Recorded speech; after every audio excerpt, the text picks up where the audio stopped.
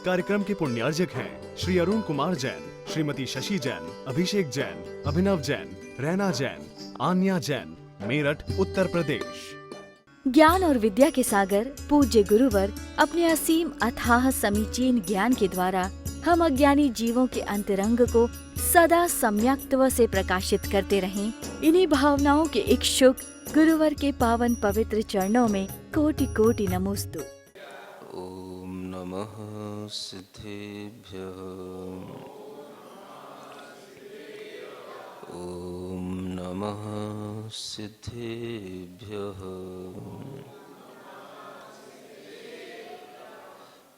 ज्ञानलक्ष्मी घनाश्लेष प्रभवानन्दन नन्दितं निष्ठितार्थम् अजं नौमि परमात्मानमव्ययम्।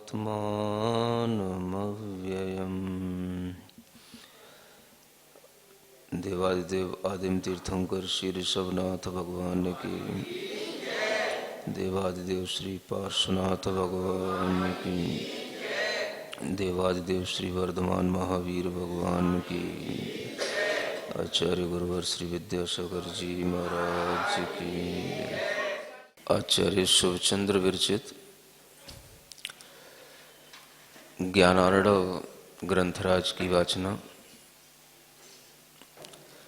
जिसमें ध्यान और ध्यान की भावनाओं का वर्णन किया जाने वाला है।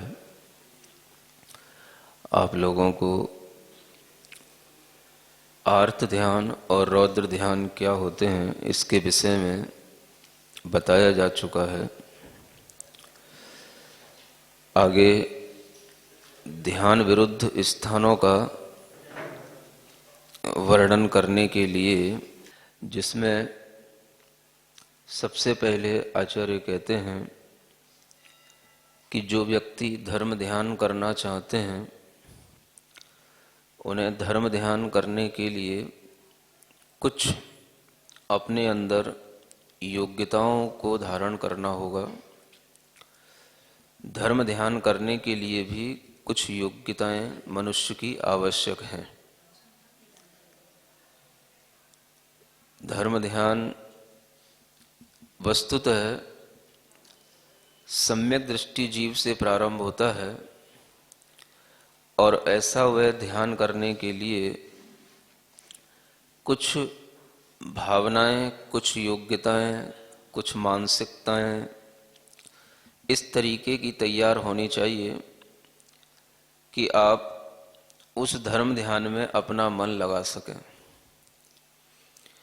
एक तो धर्म ध्यान जो आप सामान्य रूप से अपने लिए कहते रहते हो कि मैं धर्म ध्यान कर रहा हूँ, मंदिर में आ गया, मैं धर्म ध्यान कर रहा हूँ, महाराज का प्रवचन सुन लिया, मैं धर्म ध्यान कर रहा हूँ, महाराज को आहार दान दे दिया, मैं तीर्थ यात्रा कर रहा हूँ, मैंने धर्म ध्यान कर लिया। एक तो ये आपका धर्म ध्यान है, और एक जो धर्म ध्यान वास्तव में होता है सैद्धांतिक रूप से ध्यान की तरह ही, उस धर्म ध्यान की यहाँ पर चर्चा है। क्योंकि ध्यान एकाग्रता का नाम है, और एकाग्रता का अगर हम किसी भी तरीके के साथ अभ्यास करते हैं तो वह अभ्यास कैसे किया जाना चाहिए, उसके लिए क्या क्या सामग्री आवश्यक है, कैसे अपने अंदर उस योग्यता को बनाना चाहिए कि हम ध्यान करने के लायक बने, उन चीज़ों पर ध्यान देना जरूरी है। होता यह है कि जो आवश्यक चीज़ें हैं उन पर ध्यान दिए बिना हम और आवश्यकों को बहुत सारा हम करते रहते हैं। ऐसा सभी गृहस्थों के लिए होता है, लेकिन ध्यान वस्तुतः जिस एकाग्रता, भावना और तैयारी के साथ में होता है, उस ध्यान की यहाँ आचार्य शुभचंद्र देव चर्चा करते हैं कि पहले आपको धर्म ध्यान करने से पहले कुछ आपके मन में कुछ ये भावनात्मक चीजें होनी चाहिए जो ध्याता के लिए आवश्यक हैं। एक श्लोक पढ़ रहा हूं, श्लोक नंबर 3 है। ज्ञान वैराग्य संपन्न, बोल सकते हो, इतना तो समझ में आ रहा है। संव्रतात्मा स्थिराशयः मुमुक्षुरुद्यमी शांतो ध्याता धीरः प्रशस्यते। थोड़ा सा आचार्यों की वाणी भी गुनगुनाने से विशुद्धि बढ़ती है, मन अच्छा होता है। ज्ञान वैराग्य संपन्न, कह रहे हैं कि जो धर्म ध्यान करने की इच्छा कर रहा है वह ध्याता ज्ञान वैराग्य से संपन्न होना चाहिए। किससे? ज्ञान का मतलब आपके पास में तत्व का ज्ञान पहले से होना चाहिए।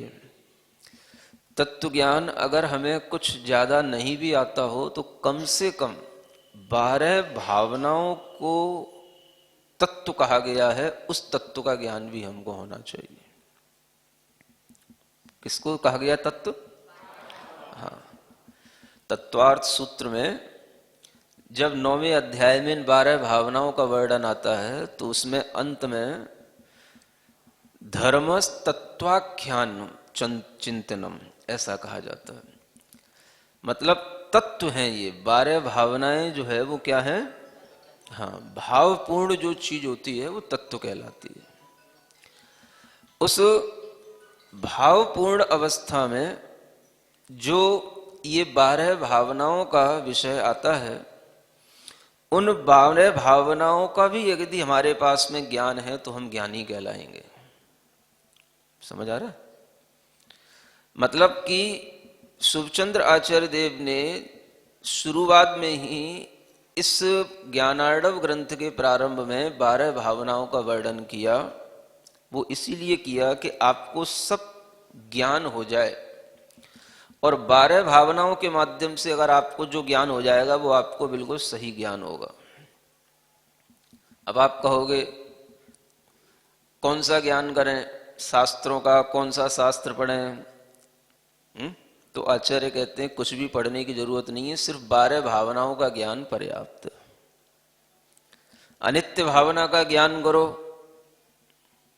कि संसार में कुछ भी नित्य नहीं है, उसी के बारे में देखो, सोचो, जानो कि संसार में जो भी चीजें दिखाई दे रही हैं कोई भी यहां पर नित्य शाश्वत रहने वाली नहीं है।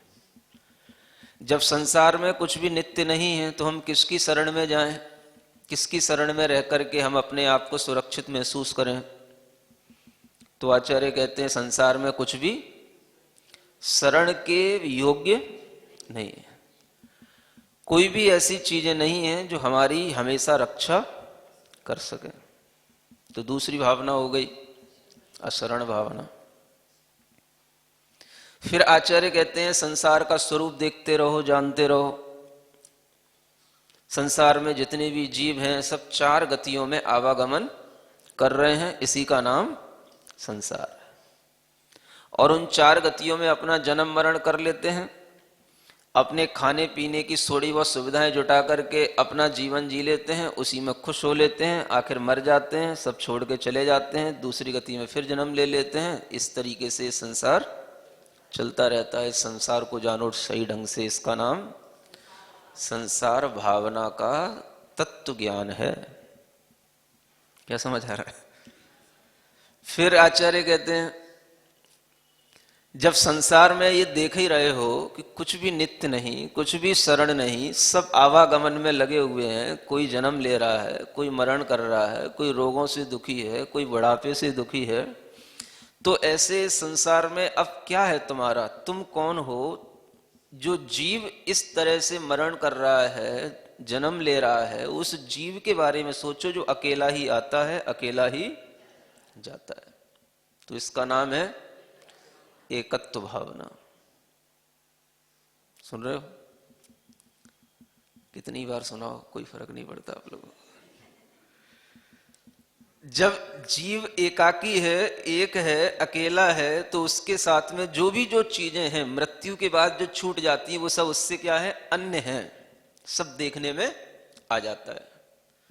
घर छूट जाता है, परिवार छूट जाता है, बच्चे छूट जाते हैं, रिश्तेदार छूट जाते हैं, यहां तक कि ये शरीर भी छूट जाता है। तो इन सब से जो ये छूटता है उसमें अन्य की भावना करो कि ये मुझसे पृथक है, ये मुझसे भिन्न है, ये मुझसे डिफरेंट है।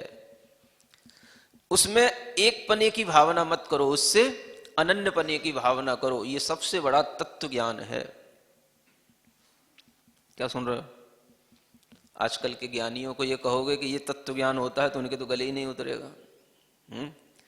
जैसे ही ज्ञान की बात आती है तो महाराज कौन सा शास्त्र पढ़े, कौन सा पुराण पढ़े, कौन सा सार पढ़े, कौन सा श्रावकाचार पढ़े, कौन सा अध्यात्म का समय सार पढ़े कि प्रवचन सार पढ़े। तो आचार्य कहते हैं इतना सार अगर आपके दिमाग में नहीं भी बैठता है, आपको इतना ज्ञान नहीं भी चढ़ता है आपके दिमाग में, तो आपको कुछ भी परेशान होने की जरूरत नहीं। सिर्फ संसार की दशा को देखो, वस्तुतः जैसे बताया गया इन 12 भावनाओं के माध्यम से यही तत्व चिंतन है, तत्व ज्ञान है। ये अन्यत्व भावना, जो हमसे मरने के उपरांत छूट जाता है वो सब हमसे भिन्न है, अन्य है। मरने के बाद तो सब छूट ही जाता है, लेकिन मरने से पहले भावना करो कि ये हमसे भिन्न है, तब जीव के अंदर कोई तत्व ज्ञान आएगा। क्या समझ आ रहा है? वैसे तो सबका सबको छूट ही जाता है मरने के बाद, लेकिन मरने से पहले कोई ये सोचता नहीं है कि ये मुझसे भिन्न है। मरने से पहले अपनी आत्मा में भावना करता नहीं है कि मैं जीव हूं, मैं अकेला आया हूं, अकेला ही जाऊंगा और ये सब मुझसे यहीं छूट जाएगा। ऐसी भावना नहीं करता है। छूटेगा तब छूट जाएगा, छोड़ के चला जाएगा, लेकिन भावना नहीं करता। ऐसा ज्ञान अपने अंदर नहीं लाता। इस ज्ञान की अज्ञानता के कारण से ही उसके अंदर कभी भी धर्म ध्यान करने का भाव आ ही नहीं सकता। तो ये ज्ञान जब अन्य है, कितनी भावना हो गई? कुछ गिन भी रहे हो कि नहीं? पहली अनित्य भावना, दूसरी अशरण भावना, तीसरी संसार भावना, चौथी एकत्व भावना और पांचवी अन्यत्व भावना। अब इसके आगे आचार्य कहते हैं कि देखो, जो हमसे सबसे निकट में जुड़ी हुई चीज है वो हमारा शरीर है, वो भी हमसे भिन्न है, और उस शरीर के स्वभाव के बारे में भी कभी सोचा करो। कितना सुंदर है, कितना सुगंधित है ना? कितनी पवित्रता को धारण किए हुए है ना? कितना दुनिया में बहुमूल्य है। ऐसे शरीर के बारे में सोचा करो। नहीं है सुंदर तो उसको सुंदर बनाओ, क्रीम पाउडर लगाओ, है ना? जितनी भी पवित्र चीजें हैं उसको लगा लगा करके इसको खूब पवित्र बनाओ। क्या समझ आ रहा है? यही सोचना है ना? फिर क्या सोचना है? शरीर की वास्तविकता के बारे में सोचोगे तो आपको पता पड़ेगा कि ये सुंदर है कि असुंदर है? ये पवित्र है कि अपवित्र है? ये स्थायी है कि विनश्वर है? क्या सुन रहे हो? हम तो ऐसा ही सोचते हैं। हमारा शरीर सबसे सुंदर है, सबसे मजबूत है, सबसे पवित्र है, सबसे बढ़िया है। समझ आ रहा है? अगर कुछ कमी है तो देखते हैं बाहर बहुत सारे सेंटर बने हुए हैं, पार्लर बने हुए हैं। अगर कोई कमी है तो ब्यूटी पार्लरों में जाके पूरा कर लेते हैं। कोई कमी रह जाती है जिम सेंटरों में जाके पूरा कर लेते हैं। और भी कोई कमी रह जाती है तो कोई अच्छे अच्छे और भी जो कॉस्मेटिक आइटम्स होते हैं उनको लगा के पूरा कर लेते हैं। और भी कुछ कमी रह जाती है तो कुछ मेडिकल स्टोर पे जाकर के अच्छे अच्छे प्रोटीन और वाली जो जितनी भी अच्छी अच्छी कैल्शियम और विटामिन्स और अच्छी अच्छी जितनी भी दवाइयाँ हो सकती हैं वो सब लेकर के हम इसको बढ़िया बिल्कुल बनाने की कोशिश करते ही रहते हैं। तो यही भावना करना। तो आचार्य क्या कहते हैं, भावना इस शरीर में ये जो कर रहे हो ये सब मूर्खता की भावना है। इस शरीर में, इस शरीर की अशुचिता की भावना करो कि ये शरीर कितना अशुचि है, अपवित्र है। तब आपको इस शरीर से थोड़ा सा राग कम होगा। ये छठवीं भावना है जिसका नाम क्या है, अशुचि भावना। कितनी होती है भावनाएं? कितनी हो गई? 6 बची हैं। कितनी रहने दें? एक साथ पूरा ज्ञान हो जाएगा तो ज्यादा नहीं हो जाएगा? अब देखो 6 तो सरलता से समझ में आ गई आपको, है ना। अब इस 6 के आगे जब हम बढ़ते हैं तो भीतरी ओर जाते हैं कि देखो ये जो हमारी जीव आत्मा में निरंतर ये जो संसार में आवागमन होता है इसका भीतरी कारण है कर्मों का आश्रव होना। आश्रव माने होता है कर्म का आना। कर्म हमारी आत्मा में आते हैं, बंधते हैं, जिसके कारण से हमारी आत्मा संसार में परिभ्रमण करती रहती है। तो उन कर्मों के आने के जो भाव हैं, मिथ्यात्व आदि जो भाव हैं, असंयम आदि जो भाव हैं, उन भावों का विचार करना कि इन भावों के कारण से हमारी आत्मा में कर्मों का आना होता है, यह आश्रव भावना कहलाती। मिथ्यात्व है, अविरति है, प्रमाद है, कषाय है, योग है, इनके कारण से आत्मा में कर्मों का निरंतर आश्रव होता है और इसी के कारण से फिर आत्मा इन्हीं भावों को पुनः पुनः प्राप्त करके कर्म का बंध करता है। ये आश्रव भावना करना हो सब रहा है, लेकिन भावना करोगे तो ज्ञान जो मिथ्या बना हुआ है वो सम्यक ज्ञान होगा। अन्यथा हो सब रहा है, आश्रव हो रहा है, शरीर अशुचि है तो है ही है, संसार जैसा चल रहा है चल रहा है, कोई शरण संसार में नहीं है तो नहीं है, वो सब कुछ है, लेकिन वो चीज हम फीलिंग में नहीं ला रहे हैं अपने, उसे हम अपनी भावनाओं में नहीं ला रहे हैं। और जब तक ऐसा नहीं होता तब तक हम ज्ञान संपन्न नहीं हो सकते, वैराग्य संपन्न नहीं हो सकते। तो ज्ञान वैराग्य संपन्न होने के लिए आपको सिर्फ ये 12 भावनाओं पे ही अच्छा ध्यान रखना है कि ये सोचना है कि ये आश्रव है, तो इस आश्रव का विपरीत क्या होता है, संवर भावना। 7वीं भावना आश्रव भावना और 8वीं भावना संवर भावना। तो संवर का मतलब हो गया रुकना, रोकना। जो चीजें हैं जिन कारणों से कर्मों का आश्रव हो रहा है उनके ही विपरीत जो अगर हम कारण अपने अंदर अपनाएंगे तो उन कर्मों का आना रुक जाएगा। मिथ्यात्व का विपरीत सम्यक्त होता है। अविरति माने असंयम भाव का विपरीत संयम भाव होता है। कसाय का विपरीत निष्कसाय भाव होता है। प्रमाद का विपरीत अप्रमत्त भाव होता है। योग का विपरीत स्थिरता का भाव, अयोग का नियोग का भाव होता है। इन विपरीत भावों में यदि हम लगते हैं तो कर्मों का आश्रव रुक जाता है, संवर होता है, इसका नाम है संवर भावना। फिर इसके आगे जो हमने पहले से कर्म बांध रखे हैं उन कर्मों को हम झड़ा सकते हैं अपनी इसी संवर के माध्यम से और थोड़ा सा तप करने के माध्यम से। तो हमारे पहले के बंधे हुए कर्म भी निर्जरित होंगे, इसके लिए जो तप आदि किया जाता है उसको बोलते हैं निर्जरा भावना। ये हो गई निर्जरा भावना। अब निर्जरा भावना के आगे फिर आगे आचार्य कहते हैं इस लोक के बारे में, इसकी वास्तविकता के बारे में चिंतन करो कि लोक का आकार कैसा है, लोक में विभाजन किस तरीके से है, अधोलोक है, मध्य लोक है, ऊर्ध्व लोक है, सिद्ध जीव कहाँ रहते हैं, संसार में भी मध्य लोक में कहाँ कहाँ पर त्रियंच होते हैं, कहाँ पर केवल मनुष्य आदि रहते हैं, और जहाँ पर मनुष्य आदि नहीं होते हैं ऐसे 2.5 द्वीप के बाहर के स्थान भी अनेक असंख्यात द्वीप और समुद्रों के रूप में हैं।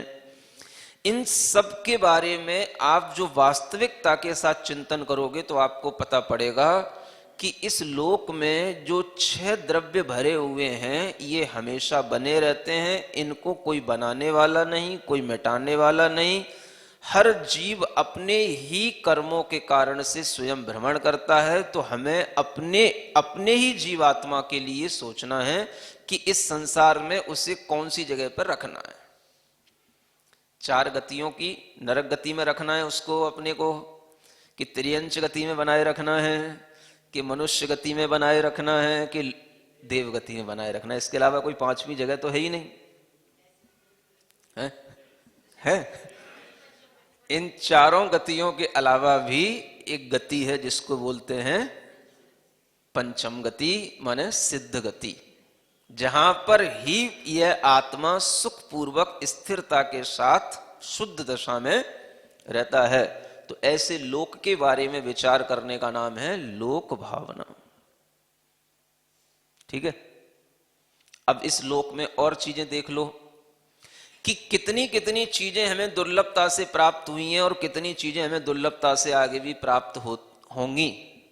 उसका नाम है बोधि दुर्लभ भावना। जब देखोगे संसार में तो आपको तमाम 1 इंद्रिय जीव दिखेंगे, 2 इंद्रिय, 3 इंद्रिय, 4 इंद्रिय, असंगी, अनेक दुखी प्राणी दिखेंगे। इन सब की स्थिति से ऊपर उठकर के आज हमारी स्थिति है। मतलब इतनी दुर्लभताओं को हम पार करके आए हैं। इसके आगे भी और क्या दुर्लभ है? तो सम्यक दर्शन की प्राप्ति दुर्लभ है, उसके आगे थोड़ा संयम भाव आना दुर्लभ है, फिर पूर्ण संयम आना दुर्लभ है, फिर आत्म ध्यान होना दुर्लभ है, केवल ज्ञान उससे भी दुर्लभ है। ऐसी दुर्लभता का चिंतन करने का नाम बोधि दुर्लभ भावना कहलाती है। और अंत में है धर्म भावना। यानी अगर हमारे लिए कोई भी आत्मा का हित करने वाला है तो यह धर्म है, जिसे हम अहिंसा धर्म कहते हैं, उत्तम क्षमा आदि के रूप में 10 लक्षण रूप धर्म कहते हैं, सम्यक दर्शन ज्ञान चारित्र के रूप में रत्नत्रय धर्म कहते हैं। ऐसे ये धर्म भाव जो आत्मा से जुड़े हुए हैं यही हमारे लिए हितकर हैं। ऐसा विचार करने का नाम धर्म भावना है। सुन रहे हो? विचार शून्य मनुष्य है? कुछ विचार करो। जब हम 12 भावनाओं के माध्यम से इतना तत्व ज्ञान अपने अंदर ले आएंगे तो आचार्य कहते हैं इतना तत्व ज्ञान पर्याप्त है, इससे ज्यादा की जरूरत नहीं आपको कुछ भी। समझ आ रहा है? इससे जो आपके अंदर राग आदि की कमी आएगी वो आपके अंदर का वैराग्य कहलाएगा। ज्ञान वैराग्य संपन्न है, ये टाइटल आपका पूर्ण हो गया। फिर दूसरी कंडीशन आचार्य कहते हैं संवृत आत्मा। संवृत आत्मा का मतलब होता है कि जो व्यक्ति ध्यान करना चाहता है वह व्यक्ति अपनी इंद्रियों को क्या कर ले? मतलब अपने वश में कर ले। ध्यान करने की योग्यता में दूसरी कंडीशन ध्याता की क्या बताई? अपनी इंद्रियों को वश में रखना। मतलब कि जो 5 इंद्रियां हैं वो 5 इंद्रियां अपने किसी भी विषय से प्रभावित ना हो। समझ आ रहा है? ध्यान करते समय ना कुछ देखने की इच्छा करना, ना कुछ सुनने की इच्छा करना, ना कुछ चखने की इच्छा करना, ना कुछ सूंघने की इच्छा करना और ना कोई स्पर्श की इच्छा करना। 5 इंद्रियों को अपने वश में रखना, ये धर्म ध्यान करने वाले का दूसरा लक्षण है। फिर तीसरी चीज आती है स्थिर आशय। आपका आशय, आशय माने आपका जो चित्त है वो स्थिर होना चाहिए। आप इंद्रियों को कस के बैठ भी गए लेकिन भीतर से आपका चित्त स्थिर नहीं हुआ तो भी आप धर्म ध्यान नहीं कर पाएंगे। तो क्या होना चाहिए? चित्त स्थिर होना चाहिए। आशय हमारा बिल्कुल स्थिरता से जो हम करने के लिए तैयार हुए हैं सिर्फ मन उसी में लगना चाहिए और किसी चीज में मन को भटकना नहीं चाहिए और किसी चीज में मन जाना नहीं चाहिए। इसका नाम है स्थिर मन होना। ये धर्म ध्यान करने वाले का तीसरा लक्षण है। सुन रहे हो? सब है आपके अंदर है? ज्ञान वैराग्य संपन्न हुई हो, सबके पास में ज्ञान है, राग हमारी आत्मा का स्वभाव है ही नहीं, सो वैराग्य है ही है ना। ज्ञानियों से तो बड़ा मुश्किल है समझना है। फिर दूसरा संवृत आत्मा है, आत्मा हमारा इंद्रियों से प्रभावित, इंद्रियों के विषयों से प्रभावित न हो, ये आपको अपने पुरुषार्थ से करना है। फिर तीसरा, आपके अंदर आपका जो आशय है, बुद्धि है, वो बिल्कुल स्थिर होनी चाहिए कि हम क्या ध्यान करने जा रहे हैं, हम क्या करने जा रहे हैं, उसके विषय में हमारा आशय, हमारी बुद्धि बिल्कुल जो है स्थिरता के साथ जुड़ी होनी चाहिए, है ना। फिर चौथी चीज आती है, आचार्य कहते हैं मुमुक्षु होना। क्या होना? मुमुक्षु होना। मुमुक्षु कैसे हो गए? मुमुक्षु मंडल में शामिल हो जाओ। मुमुक्षु मंडल में शामिल होने से मुमुक्षु हो जाओगे? क्या करना पड़ेगा? लोगों ने अपना एक मंडल बना दिया है, बोले हम मुमुक्षु हैं। जो उस मुमुक्षु मंडल में शामिल हो जाएंगे सब मुमुक्षु कहलाएंगे। इसका नाम मुमुक्षु है। कोई नाम रखने का नाम मुमुक्षु होता है, कोई संस्था बना लेने का नाम मुमुक्षु होता है। मुमुक्षु तो अपनी आत्मा की एक भावना है, जो मोक्ष की इच्छा करे, उसका नाम है मुमुक्षु। समझ आ रहा है? यह इससे भी बढ़कर के जो मुक्त होने की, मुक्ति की इच्छा करे, उसका नाम है मुमुक्षु। मुक्त होने का मतलब हम मुक्त होना चाहते हैं सब चीजों से, सब प्रकार के दुखों से, सब प्रकार की आत्मा के साथ जुड़ी हुई जो अनावश्यक जितने भी तत्व हैं, उन सब से मुक्त होना चाहते हैं। इस प्रकार की जो भावना करता है, अपने अंदर दृढ़ श्रद्धा रखता है, उसी का नाम मुमुक्षु होता है। समझ आ रहा है? तो मुमुक्षु का मतलब क्या करना? केवल हमारे अंदर मोक्ष की इच्छा होना और कोई भी संसार की विषयों की इच्छा नहीं होना, तब हमारे अंदर मुमुक्षुपन आता है। समझ आ रहा है? ये भी एक परिभाषा आपके लिए बता रहा हूं ताकि आपका थोड़ा काम चल जाए, है ना। ये भी परिभाषा बिल्कुल ऐसा मत मान लेना कि इतने से ही मुमुक्षु हो गए हम। समझ आ रहा है? वस्तुतः जो मुमुक्षुपन आता है, वो मुमुक्षु तब होता है जब आप सब कुछ त्याग कर देते हैं, और त्याग के साथ में जब आपका जीवन चलने लग जाता है, तब वास्तविक मुमुक्षुपना आता है। सुन रहे? एक तो मुमुक्षुपने का सही ज्ञान होना, श्रद्धान होना, और एक वास्तव में मुमुक्षु की राह पर चल पड़ना।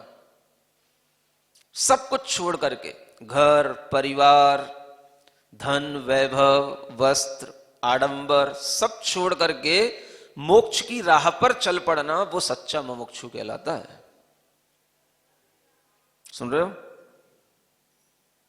मुमुक्षुरिक्ष्वाकु कुलादिरात्मवान प्रभु प्रबब्राज सहिष्णुरच्युत।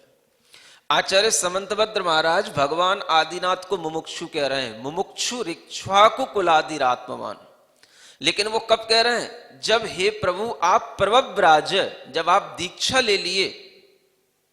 समझ आ रहा है? मुमुक्षुपना तब घटित होता है जब भगवान ने दीक्षा को धारण कर लिया। इसलिए एक तो मुमुक्षु अपने मन की शांति के लिए, हाँ भैया मुंह उठा के खड़े हो गए, हमें भी मोक्ष की इच्छा है, हमें भी मोक्ष की इच्छा है। इसमें क्या बिगड़ रहा है? कौन सा पैसा लग रहा है? बोलो बोलो बोलो, सबको मोक्ष चलना है? हाँ हाँ चलना है। बोलो सबको मोक्ष की इच्छा है? हाँ अच्छा है।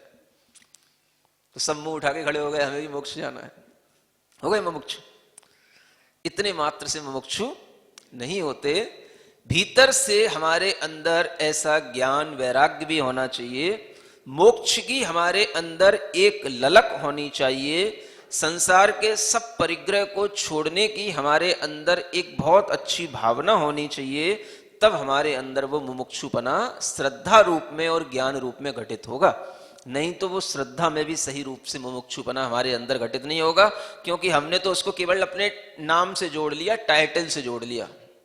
समझ आ रहा है ना? एक ग्रुप बना लिया, और आजकल तो बड़ा सिंपल काम है, कोई भी एडमिन बन जाता है, एक व्हाट्सएप पे ग्रुप बनाना तैयार कर दिया, बोला लिख दिया उस पर मुमुक्षु, हाँ ग्रुप, बस क्या है, जो मोक्ष की इच्छा जान करते हैं उन सब लोगों को इसके साथ अटैच कर लो, जैसे कि सबको एक साथ लेकर के ये मोक्ष में जाने वाला है? खुद ही तीर्थंकर बन गया है या कोई भगवान बन गया, क्या बन गया? जब तीर्थंकर भी सबको एक साथ लेकर के नहीं जा पाए तो तुम क्या लेकर जा पाओ?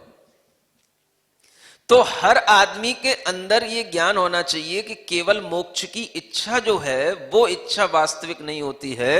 भीतर से जो ललक होती है कि हम हर चीज को अपनी आत्मा से जो भिन्न है उसे हम छोड़ने की, त्यागने की बिल्कुल तैयारी में हो, तब वह मुमुक्षुपना हमारी श्रद्धा में आता है, हमारे ज्ञान में आता है। नहीं तो हम राग आदि कारणों में उलझे रहते हैं और मुमुक्षु का टाइटल ओढ़ करके धर्म ध्यान का भाव किए रहते हैं, उससे कुछ होना जाना नहीं होता। आचार्य कहते हैं आपको उसके साथ में एक और शर्त कहते हैं उद्यमी। क्या होना चाहिए? उद्यमी, उद्यम करना है। क्या सुन रहे हो? उद्यम माने परिश्रम, प्रयत्न। समझ आ रहा है? आपको उसके साथ में ऐसा नहीं है कि अब श्रद्धा कर ली, ज्ञान हो गया, बस अब जब समय आएगा तब अपने आप सब छूट जाएगा, परिग्रह भी छूट जाएगा, कर्म भी छूट जाएंगे, क्योंकि सब कुछ भगवान के ज्ञान में बिल्कुल क्रमबद्ध पर्याय के रूप में दिख रहा है। समझ आ रहा है? फिर एक ज्ञान और ले लिया, कौन सा? क्रमबद्ध पर्याय का, कि भगवान के ज्ञान में सब कुछ क्या है, सब बिल्कुल क्रम से दिखाई दे रहा है, एक एक पर्याय दिखाई दे रही है, इसलिए हमें अब कुछ करने की जरूरत नहीं है, सब अपने आप हो जाएगा।